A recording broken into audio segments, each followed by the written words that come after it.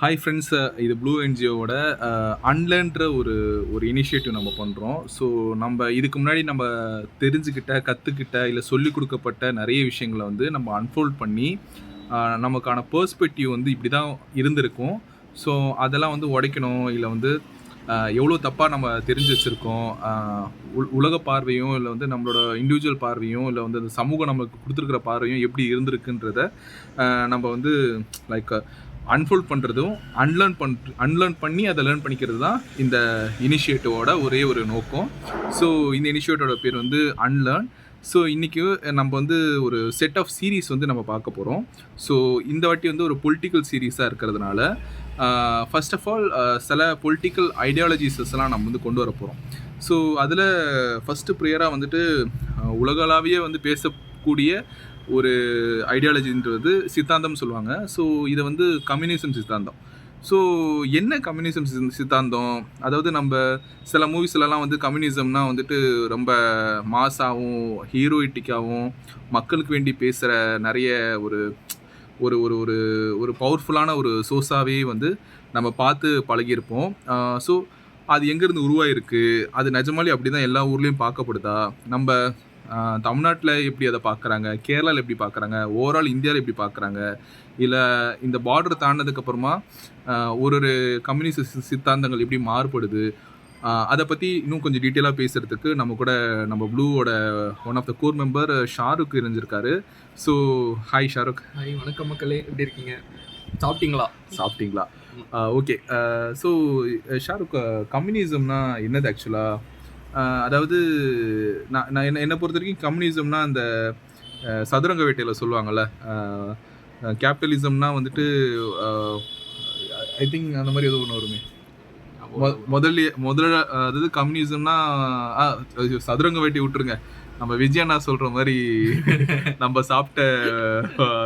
சாப்பிட்ற இன்னொரு இட்லி இன்னொருத்தருது, சாரி நம்ம பசி போயிட்டு சாப்பிட்ற இன்னொரு இட்லி இன்னொருத்தருதுன்னு சொல்கிறது பார்த்தீங்களா? ஸோ அதுதான் கம்யூனிசமா இல்லை என்னது? விஜய் நான் வந்து சிம்பிளிஃபை பண்ணி ஈஸியாக சொல்லிட்டாப்புல. பட் அந்த கோர் அதுதான். கம்யூனிசம்னா எதுவும் இல்லை.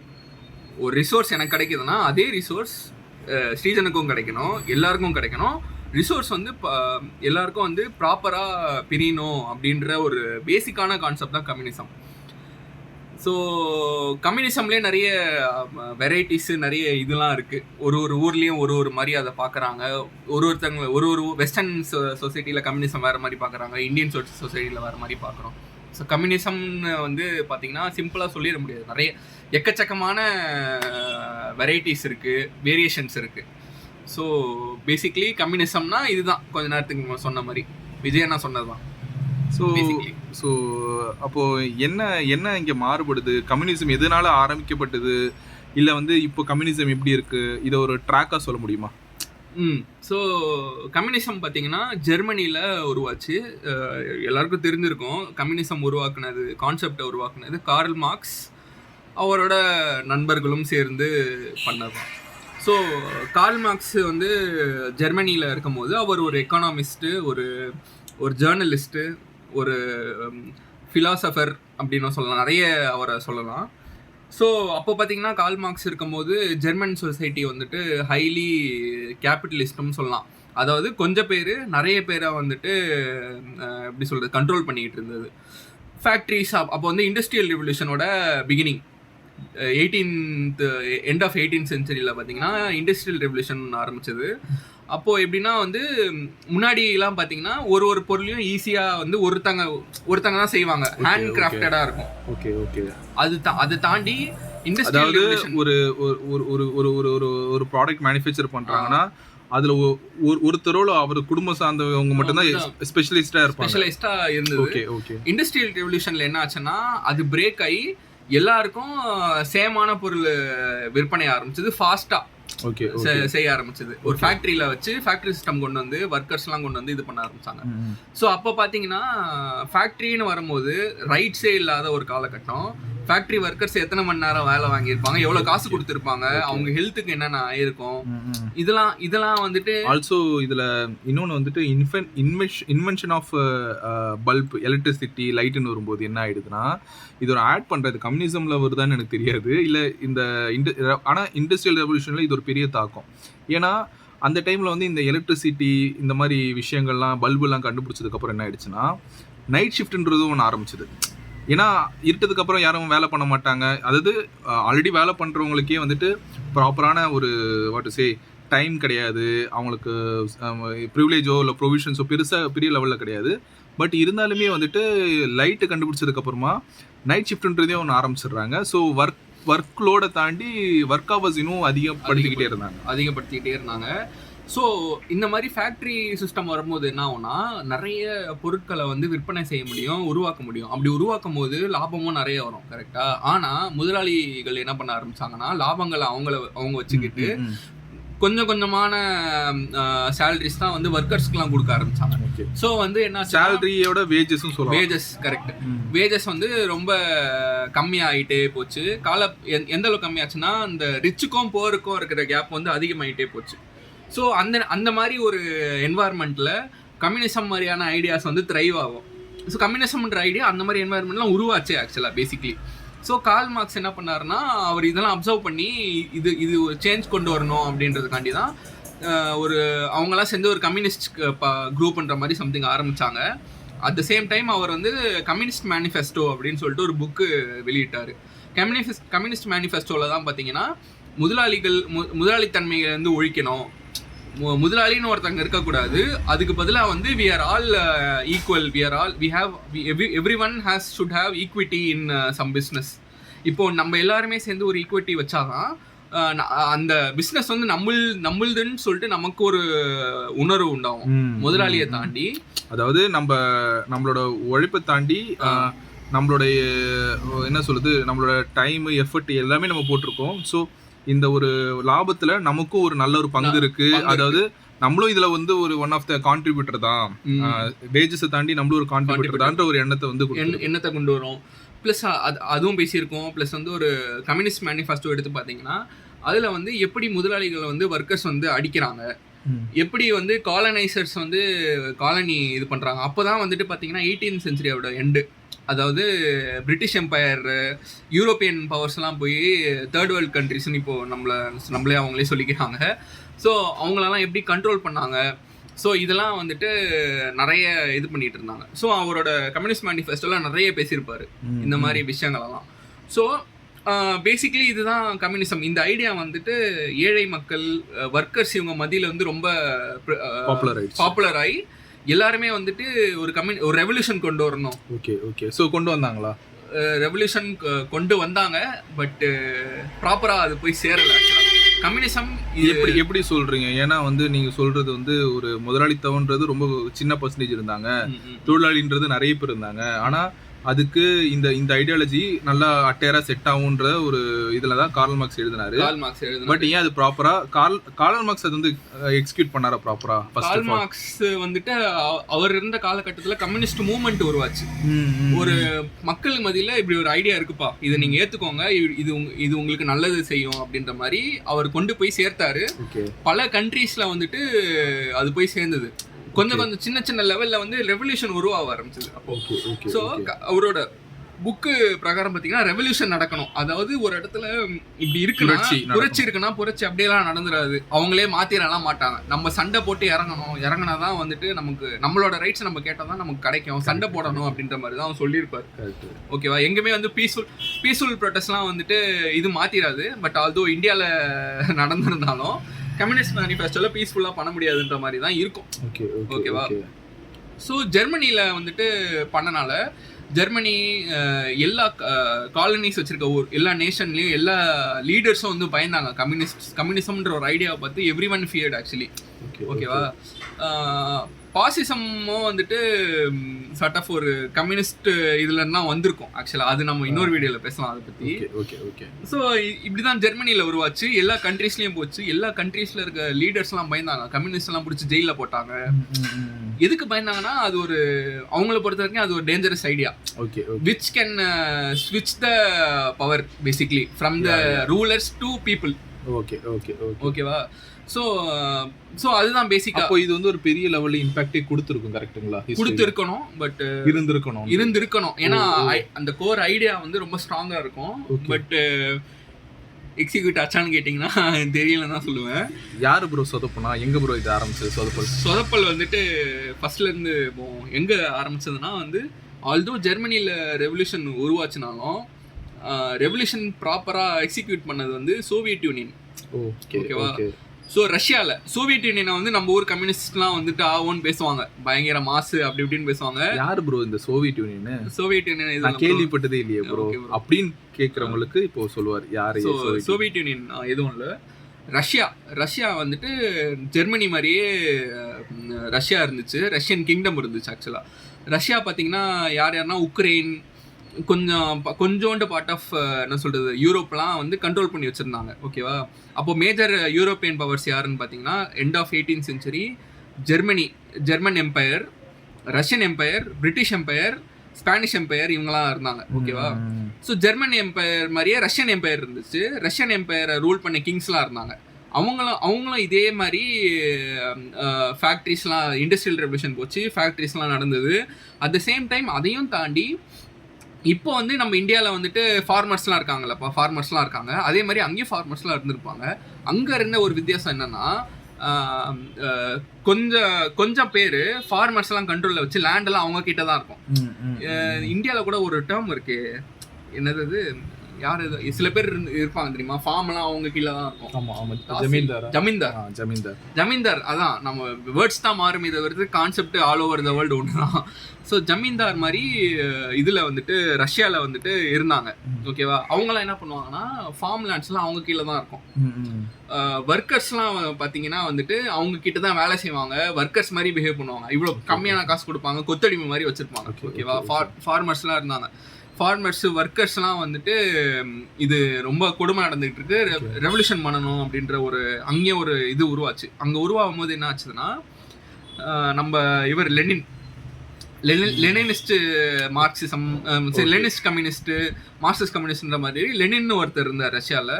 அவர் கார்ல் மார்க்ஸ் தாண்டி இப்போ கார்ல் மார்க்ஸ்ன்றது இன்னொருத்தர், லெனின்ன்றது இன்னொருத்தர். ஓகேங்களா? அது புரிஞ்சுக்கோங்க. ஸோ லெனின் வந்துட்டு என்ன பண்ணாப்லான்னா நம்மளால கம்யூனிஸ்ட் பார்ட்டி ஒன்று ரஷ்யாவில் உருவாக்கி ரெவல்யூஷன் நடந்து சண்டை நடக்க ஆரம்பிச்சது. அப்போ என்ன ஆச்சுன்னா இவங்க ரஷ்யாவில் இருந்த கிங்ஸ்லாம் வந்து ஓடிட்டாங்க, துரத்திட்டாங்க. பேசிக்லி இவங்கெல்லாம் ரெவல்யூஷன் பண்ணி சண்டை போட்டு கிங்ஸ்லாம் வந்து ஓடிட்டாங்க. நிறைய பேர் தலையெல்லாம் வெட்டிட்டாங்க. சண்டை போய் அந்த ஜமீன்தார்ஸ் எல்லாம் அடிச்சு கொலை பண்ணி அவங்க கிட்ட இருந்து பவரை வந்துட்டு ஃபார்மர்ஸ்க்கு திருப்பி ஸ்பிளிட் பண்ணி கொடுத்தாங்க. பிளடி வார் தான் அது. ஓகேவா? ஸோ அங்கே பார்த்தீங்கன்னா ரெட், இவங்க கம்யூனிஸ்டோட கலர் வந்து ரெட்டு, இவங்க கலர் வந்து ப்ளூ. யாரோட? அங்க இருந்த இவங்க என்ன சொல்றது, ஜமீன்தார்னு சொல்ல முடியாது. அவங்கள துரத்தினதுக்கு அப்புறம் உள்நாட்டு போர் நடந்தது. யாருக்குன்னா கம்யூனிஸ்டுக்கும் அங்க இருந்த இவங்களுக்கும் என்ன சொல்றது டெமோக்ரஸி உருவாக்கணும்னு சொல்ற இவங்களுக்கும் போர் நடந்தது.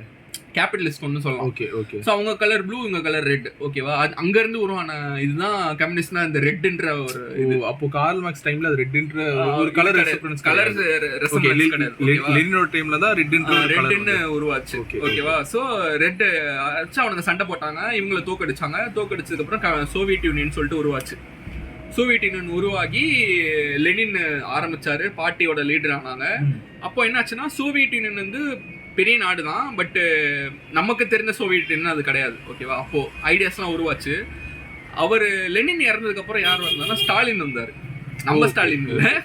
ஸோ என்னடா ஸ்டாலின் அங்கே வராரு அப்படின்றதுதான், அந்த ஸ்டாலினோட நேமை தான் வந்து இங்கே வந்து ஸ்டாலினுக்கு வச்சிருக்காங்க. அவரை இன்ஸ்பயரா எடுத்து தான் பட் அவரை இன்ஸ்பிரேஷனாக எடுக்க முடியுமான்னு கேட்டிங்கன்னா இல்லைன்னு தான் நான் சொல்லுவேன். ஏன் ப்ரோ? சொல்கிறேன் ப்ரோ. ஸோ என்னாச்சுன்னா ஸ்டாலின் வந்ததுக்கப்புறம் எப்படி இருந்ததுன்னா, அப்போ இருந்த சோவியத் யூனியன் வந்து ஸ்டாலின் வந்ததுக்கப்புறம் வந்துட்டு எல்லாருமே வந்துட்டு அவர் சொல்கிறது தான் எல்லாருக்கும் ஆமாம் பண்ணணும், அவர் சொல்கிறது தான் இது பண்ணும் அப்படின்ற மாதிரி போய் அது வந்து சார்ட் ஆஃப் ஒரு டிக்டேட்டர்ஷிப்பாக மாறிடுச்சு. ஒரு இடத்துல டிக்டேட்டர்ஷிப்பாக மாறிச்சுன்னா ஹீரோ வர்ஷிப் இருக்கும். நீங்க வந்து பார்க்கலாம், நம்மள சுத்தி பார்க்கலாம். டிக்டேட்டர்ஷிப்னா கிட்டத்தட்ட ஒரு அடக்குமுறையான ஒரு ஆட்சி. ஓகேவா? டிக்டேட்டர்ஷிப்பா மாறி பார்ட்டி மெம்பர்ஸ்லாம் வந்து எஸ் மேனா மாறிட்டாங்க எல்லாருமே. ஆமா போட ஆரம்பிச்சிட்டாங்க. ஓகேவா? ஆமா போட ஆரம்பிச்சாங்க. கரப்ஷன் பயங்கரமா போக ஆரம்பிச்சது. கம்யூனிஸ்ட் ஐடியாஸ் இருந்துச்சு, ஆனா அது ப்ராப்பரா பீப்புளுக்கு போய் சேரல. ஓகேவா? ஃபுட் எல்லாத்தையும் எடுத்துப்பானுங்க, புரியுதா? அதாவது எடுத்துட்டு டிஸ்ட்ரிபியூட் பண்ணோம்ல, டிஸ்ட்ரிபியூஷன் இருக்கு, அதை எடுத்துப்பாங்க, எடுத்து ஆர்மிக்கு போட ஆரம்பிப்பாங்க. ஓகே, கரப்ஷன்ஸ் இப்படி போயிடுது. இப்படி இந்த மாதிரியான கரப்ஷன் சின்னதா ஏதாவது பண்ணோம்னா கூட அங்க இருக்க ஒரு பார்ட்டி மெம்பருக்கு நீ வந்து காசு கொடுத்து இது பண்ணோம். புரியுதா? பவர் வந்து சென்ட்ரலைஸ்டா மாறிடுச்சு. புரியல, டீசென்ட்ரலைஸ்டா இல்லாம சென்ட்ரலைஸ்டா மாறிடுச்சு. கம்யூனிஸ்ட்னு சொல்றானுங்க. அந்த கம்யூனிஸ்ட் ஐடியாஸ்க்காண்டி என்ன பண்றானுங்கன்னா, உள்ள இருக்கிற என்ன சொல்ல தியரி கண்டுபிடிக்கிறான் யாராவது இருக்கானா அவனை பிடிச்சி உள்ள போடுறது, இந்த மாதிரிலாம் போச்சு ஸ்டாலின் இருக்கும்போது. ஸோ அப்போ என்ன ஆகுதுன்னா, இங்கே இப்படி ஒரு ரெவல்யூஷனு, ஜெர்மனி இட்டாலியில் வேற ஒரு ரெவல்யூஷனு ஆப்போசிட் பாசிசம். இதை 2வது உலக போரில் வந்து ரஷ்யாவும், அதாவது சோவியத் யூனியனும் ஹிட்லரும் சேர்ந்து கை குலுத்து ஒரு இது போட்டுக்கிட்டாங்க. ஸ்டார்டிங்ல 2வது உலக போர் ஸ்டார்டிங்ல ஹிட்லரும் சேர்ந்து ஒரு டீல் போட்டுக்கிட்டாங்க. என்னன்னா, போலாண்டு பார்த்தீங்கன்னா வந்து பாதி போலாண்டு வந்து இதுக்கு முன்னாடி ரஷ்யன் எம்பையரும் ஜெர்மன் எம்பையரும். ஸோ 1ஆம் உலக போர் எண்டில் என்ன ஆகுதுன்னா, போலாண்டை வந்து தனி நாடாக அறிவிச்சு இது பண்ணிட்டாங்க. ஜெர்மன் எம்பையர்லேருந்து பிரிச்சுட்டாங்க. ரஷ்யாவிலேருந்தும் இது மாறி போலாண்டுன்னு ஒரு நாடு உருவாயிருச்சு. இவங்களை பொறுத்த வரைக்கும் இந்த நாடு எங்களுக்கு சொந்தமா, 2 பேருக்கும் எங்களுக்கு சொந்தன்ற மாதிரி இருந்தனால என்ன பண்ணிட்டாங்கன்னா, ரஷ்யாவும் ஜெர்மனியும் சேர்ந்துட்டு போலாண்டை இன்வைட் பண்ணாங்க. போலாண்டை இன்வைட் பண்ணனால தான் வந்துட்டு 2வது உலக போரே ஸ்டார்ட் ஆச்சு. அதாவது மேபி அவர் சொல்ற ஸ்பீட்ல வேணி மிஸ் பண்ணிருக்கலாம். இன்வைட் பண்ணல, இன்வைட் பண்ணிருக்காங்க. சரிங்களா? ரெண்டுத்துக்கும் அர்த்தம் வேற. ஸோ ஸ்பீடா பேசுறதுனால மேபி நீ கேட்கறவங்க, லிசன் பண்றவங்க வந்து எதுக்கு இன்வைட் பண்ணாங்க? டின்னரா, கல்யாணமா? Invite bro. ஓகே, இன்வைட் அதாவது இன்னொரு நாடை கைப்பற்ற இது பண்ணது. ஸோ அந்த போலாண்டோட இன்வேஷன் நடக்கும் போது தான் வந்து பிரான்ஸும் பிரிட்டிஷும் வந்துட்டு உன் மேலே நாங்கள் போர் தொடுக்கிறோம் அப்படின்ற மாதிரி போர் தொடுந்து 2வது உலக போர் ஸ்டார்ட் ஆயிடுச்சு. யாருனாலனா ரஷ்யானாலையும், அதாவது சோவியத் யூனியனாலும் ஜெர்மனினால தான் 2வது உலக போர் ஸ்டார்ட் ஆச்சு. ஓகேவா? ஸ்டார்ட் ஆகிட்டு என்ன ஆச்சுன்னா, 2 பேரும் கை கொடுத்து போலாண்டை 2 சைடில் இன்வைட் பண்ணி நடுவில் வந்து மீட் பண்ணி கை கொடுத்துக்கிட்டாங்க. ஓகேவா? இப்படி நடந்து இப்படி போயிட்டு இருக்கும்போது ஜெர்மனி வந்துட்டு யூரோப்பே பிடிச்சிட்டான். மொத்த யூரோப்பையும் ஜெர்மன் கண்ட்ரோல்ல வந்துருச்சு. இந்த டைம்ல என்ன நடந்ததுன்னா, ஜெர்மனியில இருந்த ஹிட்லர் வந்து தன்னைத்தானா வந்துட்டு கடவுள் மாதிரி ஒரு காடு நினைச்சுக்கிட்டு நம்மளால எல்லாரையும் இன்வைட் பண்ண முடியும் அப்படின்ற ஒரு கான்செப்ட்ல நம்மளால என்ன பண்ணிட்டாப்லன்னா, ரஷ்யாவை இன்வைட் பண்ணி சின்ன மாஸ்கோல இருந்து ஒரு 20-30 கிலோமீட்டர் வரைக்கும் போயிட்டாப்ல. அதுக்கப்புறம் என்ன ஆச்சுன்னு சொல்லிட்டு வேற ஒரு வீடியோல பேசலாம். பட் சுருக்கமா சொல்ல நம்ம கம்யூனிசம் பத்தி பேசுறதுனால இதை பத்தி அப்புறம் பேசலாம், இது ஒரு தனி வீடியோவை பேசலாம். ஸோ சுருக்கமாக சொல்ல போனா ஜெர்மனி தோத்துருச்சு. தோத்தனால எங்கெங்கெல்லாம் என்ன ஆச்சுன்னா, ரஷ்யா வந்துட்டு சோவியத் யூனியன் வந்துட்டு கொஞ்சம் கொஞ்சமா ஜெர்மனியோட இடங்களெல்லாம் பிடிக்க ஆரம்பிச்சது. அது மொத்த யூரோப்பையும் பிடிச்சான்னு சொன்னல, யூரோப்போட ஈஸ்டர்ன் பார்ட்ஸ் எல்லாம் கொஞ்சம் கொஞ்சமா பிடிச்சி ஜெர்மனி வரைக்கும் வந்துருச்சு. ரஷ்யா வந்து பெர்லினையும் பிடிச்சிட்டாங்க. பிடிச்சி ஹிட்லர் சூசைட் பண்ணிட்டாரு, உங்களுக்கு தெரிஞ்ச விஷயம் தான். ஸோ இப்போ இவ்வளோ தூரம் பிடிச்சாங்க தெரியுமா, புது டெரிட்டரிலாம். இதெல்லாம் வந்து தனித்தனி கம்யூனிஸ்ட் கண்ட்ரிஸாக வந்து அறிவிச்சாங்க. இது எல்லாமே நடக்குது ஸ்டாலின் பீரியட்ல நடக்குது. ஓகேவா? இதெல்லாம் வந்து சின்ன சின்னதாக வந்துட்டு பிடிச்சி இது எல்லாத்தையும் வந்துட்டு ஒரு கம்யூனிஸ்ட் கண்ட்ரிஸாக அறிவிச்சு எல்லாமே சேர்த்து சோவியத் யூனியன். அதாவது இப்போ வந்து சோவியத் யூனியன் சொல்லிட்டு ஒரு பவர்ஃபுல் கண்ட்ரி, அதுவும் யுஎஸ்எஸ்ஆர், அதோட என்ன சொல்றது, அது யுஎஸ்ஏக்கு ஒரு டஃப் கொடுக்குற பயங்கரமான ஒரு கண்ட்ரியாவே உருவாச்சு. எங்க ப்ரோ பிரச்சனை? இதுதான் ப்ரோ நான் சொன்னது, பவர் வந்து சென்ட்ரலைஸ்டா மாறிச்சுல. ஸோ ஒரு சேயிங் இருக்கு, சோவியத் யூனியனோட சேயிங் இருக்கு, everyone will have a spy, that spy will have a spy. அதாவது எல்லாருமே எல்லாரையும் இது பண்ணிட்டே இருப்பாங்க. பார்ட்டியை ரைவல் பண்ற மாதிரி அவனாவது ஏதாவது பண்ணானா அவனை காலி பண்றது, தூக்குறது, எல்லாருமே வந்து அண்டர் சர்வைலன்ஸ். ஓகேவா? ஒரு கம்யூனிஸ்ட்ன்ற ஒரு ஐடியா வந்து அப்படி ஒரு டிக்டேட்டர்ஷிப்பாவே மாறிடுச்சு. டிக்டேட்டர்ஷிப்பா மாறி அந்த சோவியத் யூனியன் வேற மாதிரி ஆயிடுச்சு. அதனாலே வந்துட்டு வெஸ்டர்ன் ஈஸ்டர்ன் யூரோப்பில் இருக்க கண்ட்ரிஸ் இப்போ தனித்தனியாக இருக்குது. உதாரணத்துக்கு எஸ்டோனியா, போலாண்டு, இவெல்லாம் வந்து கம்யூனிஸ்ட் கண்ட்ரியாக இருந்தனால அவனுக்கு கம்யூனிசம்ன்ற ஐடியாவே பிடிக்காது. ஓகேவா? அவன்கிட்ட போயிட்டு நம்ம கேரளால இருந்தோ இல்லை தமிழ்நாட்டில் இருந்தோ நான் ஒரு கம்யூனிஸ்ட் பேசினா பலாருன்னு அடிப்பான். அவனுக்கு கம்யூனிசம் பிடிக்காது. ரீசன் அவ்வளோ பண்ணியிருக்காங்க. ஓகேவா? அவ்வளோ அது பண்ணனால தான் இப்போ இருக்க அந்த கண்ட்ரிஸ்லாம் வந்து கேபிட்டல்ஸ்லாம் மாறினாலும் பவரை வந்துட்டு முதலாளிக்கு கொடுக்கக்கூடாது, அந்த கான்செப்ட் இருக்கக்கூடாதுன்றதுக்காண்டி தான் சோஷியலிஸ்ட்னு ஒரு டேர்ம் உருவாச்சு. ஓகே, கம்யூனிசம்னா ஆனா டெமோக்ராட்டிக் கம்யூனிசம். ஆனா கம்யூனிசம் சொன்னா அது ஒரு கெட்ட வார்த்தை மாதிரி. அதனாலதான் சோசியலிசம்னு சொல்லிட்டு கொண்டு வந்தாங்க. ஓகே, அத வந்து நம்ம இன்னும் டெப்தா வேற இன்னொரு வீடியோல பேசலாம். ஓகே, அதாவது என்னடா எல்லாமே ஸ்கிப் பண்ணிட்டு போறாங்கன்னு இருக்கும். நீங்க வந்து இந்த சீரிஸ் நிறைய வரும் பாருங்க, ஓகேங்களா? ஸோ இந்த இங்கெல்லாம் ஸ்கிப் பண்ணி நெக்ஸ்ட் வீடியோ சொல்றோமோ அதுல நிறைய கண்டென்ட் இருக்கும். நெக்ஸ்ட் அதுதான் அங்க அந்த சைட்ல ஒண்ணு உருவாச்சு. இந்த சைட்ல சவுத் அமெரிக்காஸ்ல அங்கே வந்து நீங்கள் எல்லாரும் ஆட்டோ பின்னாடி டிஷர்ட்டு எல்லாம் பார்த்துருப்பீங்க. நம்மளால செகுவாரா. சரி, ஸோ அங்கேயும் நம்மளும் டாக்டர் படிச்சுட்டு இருந்தவர் அதெல்லாம் டாக்டர் படிக்கிறத விட்டுட்டு சவுத் அமெரிக்காஸை சுற்றணும்னு சொல்லி சுற்ற ஆரம்பிச்சு காலப்போக்கில் அங்கே நடக்கிற கொடுமைகள், முதலாளித்தன்மை கொடுமைகள்லாம் பார்த்து விரக்தியாகி கியூபா போய் கியூபாவில் ரெவல்யூஷன் பண்ணி கம்யூனிஸ்ட் கண்ட்ரியை அறிவிச்சாங்க. அதை அறிவிச்சதுக்கப்புறம் ரஷ்யா அதுக்கு சப்போர்ட் பண்ணி அதுவும் காலப்போக்கில் அதோட நேச்சரே போயிடுச்சு. கம்யூனிசம்ன்ற ஒரு இது கெட்ட வார்த்தை மாதிரி மாறிடுச்சு. இப்போ வந்து கியூபாவில் வந்துட்டு கம்யூனிஸ்ட் கண்ட்ரி தான். கம்யூனிஸ்ட் ஃபிடல் காஸ்ட்ரோவோட பார்ட்டி தான் ஆழ்ந்துட்டு இருக்கு. ஃபிடல் காஸ்ட்ரோ இறந்துட்டாருன்னு நினைக்கிறேன் ரீசெண்டாக. ஸோ சவுத் அமெரிக்காலேயும் இதே மாதிரி நிறைய இடத்துல கம்யூனிசம் வந்துட்டு ஐடியாவாக பரப்பிச்சு. யூஎஸ் வந்துட்டு இது ஒரு டேஞ்சராக பார்த்துச்சு. ஏன்னா யூஎஸ் வந்து ஒரு imperialist capitalist country, complete opposite country. அவன் வந்து கம்யூனிசம்ன்ற ஒரு ஐடியாவை வந்துட்டு ஒரு டேஞ்சரான ஐடியாவை பார்த்தான். ஓகேவா? அதனால வந்து நிறைய இடத்துல பிரச்சனை நடந்தது. இப்போ உலகத்துல இருக்க பாதி பிரச்சனை வந்து இவனுக்கு 2 பேருக்குள்ள நடந்த பிரச்சனையை சால்வ் பண்ற அந்த பிரச்சனை தான். குட்டி பிரச்சனை, பேபி பிரச்சனை தான் அதோட. இப்போ நீங்க பாக்குற ஆப்கானிஸ்தானா இருக்கலாம், ஈராக்கா இருக்கலாம், எல்லா கண்ட்ரிஸ், தாய்வானும் இருக்கலாம். தாய்வானும் சொல்றான், அது ஒரு நிறைய பேசலாம் போலயே. சரியா? இப்போ சைனால வந்து ஒரு கம்யூனிசம் இருக்கு. சைனால பாத்தீங்கன்னா ரஷ்யாவோட கம்யூனிசம் தான் அங்கேயும் ஃபாலோ பண்ணிட்டு இருந்தாங்க. பட் அவங்களுக்கு புரிஞ்சிருச்சு இது வேலைக்கு ஆகாதுன்னு சொல்லிட்டு புரிஞ்சிருச்சு. அதனால என்ன பண்ணிட்டானா, காசு தேவைன்னு அவனுக்கு புரிஞ்சிருச்சு. அதாவது காசு இல்லாம எதுவும், அதாவது ஒரு எந்த ஒரு ஐடியா வந்து ப்ராப்பரா இருக்காது. ஓகேவா? எல்லா ஐடியா மிக்ஸ் பண்ணாதான் உன்னால ஒரு ப்ராப்பரா இது பண்ண முடியும். ஸோ சைனா டிசைட் பண்ணது என்னன்னா, அங்கங்க ஸ்பெஷல் எக்கனாமிக் ஜோன்ஸ் உருவாக்கலாம் அப்படின்ட்டு. அதாவது கம்யூனிசம் பொறுத்த வரைக்கும் வெளிநாட்டுல இருந்து பிசினஸ்லாம் இங்க வந்து நீ பண்ணக்கூடாதுன்னு சொல்லிட்டான். ஓகேவா? இந்தியா பண்ண மாதிரி ஃபாரின் கம்பெனிஸ்லாம் இங்க வரக்கூடாதுன்னு சொல்லிட்டான். நாங்களே பண்ணுவோம், நாங்களே சாப்பிடுவோம் அப்படின்ட்டு நம்ம ஊர்ல ஒரு பாலிட்டிஷியன் சொல்லியிருப்பாரு. அதான் சொல்ல வரேன். சரி, ஓகே. ஆனா நம்ம அதுக்கு போகிறதுனால நம்ம அன்லர்ன் தான் பண்ண ட்ரை பண்றதுனால சரியா? ஸோ நம்மளால என்ன பண்ணாப்லன்னா, சைனா ஸ்பெஷல் எக்கனாமிக் ஜோன் சொல்லிட்டு ஒரு சின்னதாக ஒரு சிட்டி கூட இல்லை, ஒரு ஜஸ்ட் ஒரு ஃபிஷர்மேன் வில்லேஜ் அதை எடுத்து அந்த இடத்துல ஃபாரின் கம்பெனிஸை இறக்கி ஒர்க்கர்ஸ்லாம் இவங்க ப்ரொவைட் பண்ணுறோம், சீப் லேபர் நாங்கள் தரோம், நீ வந்து கம்பெனி நடத்திக்க, ஆனால் ரெகுலேஷன்ஸ்லாம் எங்களுக்கு இருக்குன்ற மாதிரி போட்ட ஒரு 10 வருஷத்துலேயே அந்த ஊரே கம்ப்ளீட்டாக சேஞ்ச் ஆயிடுச்சு. பில்டிங் கட்டுது, ரோடு போட்டான், செம்மையாக மாறினோன்னா அவனுக்கு புரிஞ்சிச்சு, ஓகே இதுதான் பவரு, கேபிட்டலிசமோட பவர் இதுதான் அப்படின்னு புரிஞ்சதுனால நம்ம சைனா என்ன பண்ண ஆரம்பிச்சிட்டாங்கன்னா, அங்கே வந்து கண்டமணிக்கு ஸ்பெஷல் எக்கனாமிக்ஸ் ஜோன்ஸ் போட்டு ஒர்க்கர்ஸ் எல்லாம் ப்ரொவைட் பண்ண ஆரம்பிச்சான். அதனால தான் இந்த வீடியோ எடுக்கிற இந்த ஃபோனாக இருக்கட்டும், நான் யூஸ் பண்ணுற லேப்டாப்பாக இருக்கட்டும், எல்லாத்துலேயும் நடக்கிற இந்த சிப்பு எல்லாமே வந்து சைனால தான் வருது. ரீசன் பீங் இதுதான். ஓகேவா? அவன் கம்யூனிஸ்ட் கண்ட்ரியாக இருந்தாலும் அவன் வந்துட்டு இப்போது இந்த ஒர்க்கர்ஸுக்கு இந்த இதனால இந்த உற்பத்திலாம் அங்கே தான் நடக்குது, ஒர்க்கர்ஸ் அவன் தரனால. ஸோ அவன் ஃபாலோ பண்ணுற கம்யூனிசம் இப்போ வரைக்கும் ஒரு அத்தாரிட்டேரியன் கம்யூனிசம் தான்.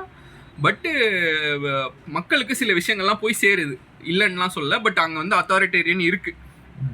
நான் பார்த்த வரைக்கும் உலகத்தில் ப்ராப்பரான கம்யூனிசம் அப்படின்னு சொல்லிட்டு போய் சேர்ந்த இடம் வந்து கேரளா மட்டும்தான்.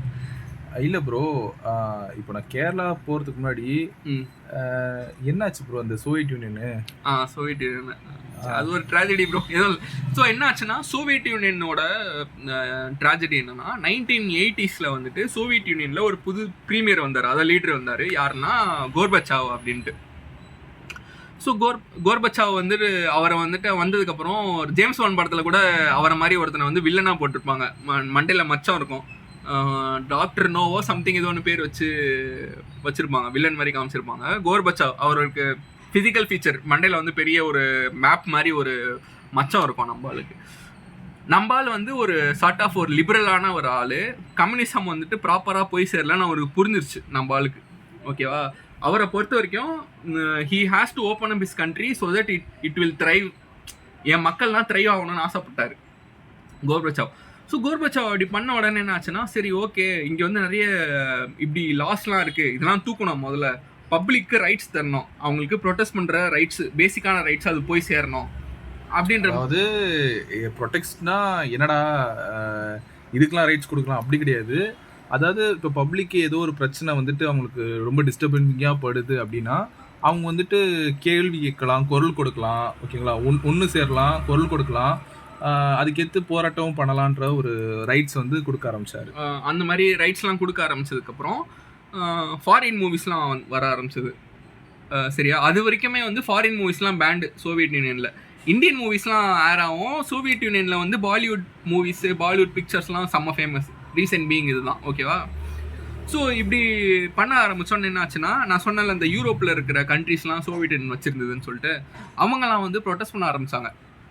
நீங்கள் எடுத்து பார்த்தாலே லார்ஜஸ்ட் ஹியூமன் செயின் அந்த மாதிரிலாம் நிறைய எல்லாம் சங்கிலி போட்டு எப்படி நின்று ப்ரொடெஸ்ட் பண்ண ஆரம்பித்தாங்க. அது ஒன்று போச்சு. அப்புறம் ஆப்கானிஸ்தானை இன்வைட் பண்ணாங்க. அது ஒரு பெரிய கதை, அது வேறு வீடியோவில் பேசிக்கலாம். நிறைய கண்டென்ட் விட்டீங்க ப்ரோ. எது ப்ரோ? இசைனா புரியல. மியூசிக்கு வெஸ்டர்ன் மியூசிக்லாம் வர ஆரம்பிச்சது. வெஸ்டர்ன் என்ன சொல்கிறது, இவங்க மெட்டல் பேண்ட்ஸு, இவங்கெல்லாம் ராக்கு, இவங்கெல்லாம் வந்துட்டு சோவியத் யூனியன் மாஸ்கோவில் தான் பர்ஃபார்ம் பண்ண ஆரம்பித்தாங்க. இப்படி போயிட்டு இருக்கும் போது என்ன ஆச்சுன்னா, ப்ரொட்டஸ்ட் பண்ண ஆரம்பித்த உடனே பார்ட்டி ஒர்க்கர்ஸ், அதாவது சோவியத் யூனியனில் இருக்க கம்யூனிஸ்ட் பார்ட்டி ஒர்க்கர்ஸ்லாம் பயப்பட ஆரம்பித்தாங்க. எதுக்குன்னா, ஓகே இவன் பண்ணுறது சரியில்லை, நம்ம ஆள் வந்துட்டு இது பண்ணிட்டு இருக்கான், பிரிஞ்சிடும் போல கொஞ்ச நாள்னு புரிஞ்சிருச்சு அவங்களுக்கு. ஆக்சுவலாக பிரிய தான் போகுது. புரிஞ்சனால என்ன பண்ணிட்டாங்கன்னா, பிடிச்சி நம்ம ஆளை வந்து ஜெயிலில் போட்டாங்க.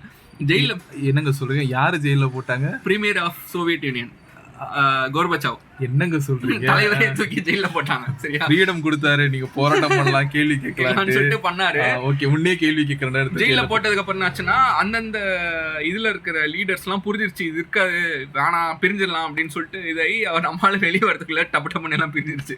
டப்புன்னு 1 வீக் கேப்ல செல்லுன்னு எல்லாம் நொறுங்கிருச்சு. அப்படியே அந்த மூமெண்ட்ல தான் இந்த சோவியத் யூனியன்ன்ற ஒரு பேரே இப்ப இல்ல. இப்ப ரஷ்யா அப்படி இப்படின்னு சொல்லிட்டு ஒரு நாடு இருக்கு. அப்போ இருந்த சோவியத் யூனியன் உடஞ்ச ரீசன் இதுதான். கோர்பச்சாவ் வந்துட்டு வில்லனாவும் பார்ப்பாங்க, ஹீரோவும் பார்ப்பாங்க. யார் வில்லனா பார்க்குறாங்கன்னா, கம்யூனிஸ்ட் எல்லாருமே அவரை வந்து ஒரு வில்லனா பார்ப்பாங்க.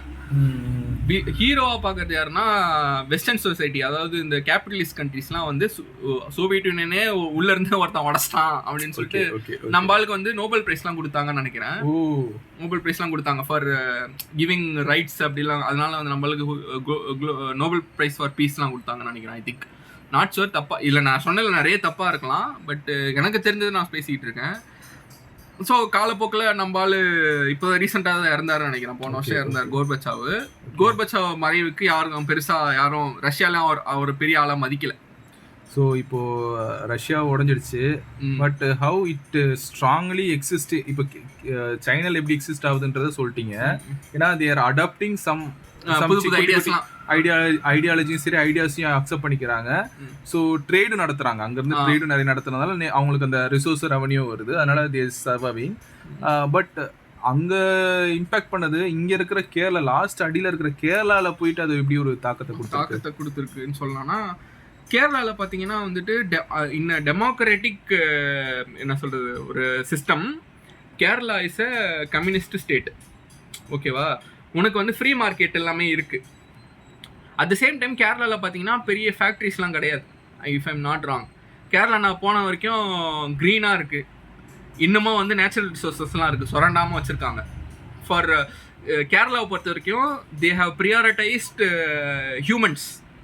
ஓகேவா? மக்களுக்கு வந்துட்டு அவங்களோட ஹாப்பினஸ்ஸு, அவங்களோட ஹெல்த் கேரு, அவங்களோட ஸ்கூலிங்கு, அவங்களோட எஜுகேஷன், அதாவது ஒரு ஹியூமன் எடுத்துக்கிட்டிங்கன்னா காசு முக்கியம் தான், நான் இல்லைன்னு சொல்லல.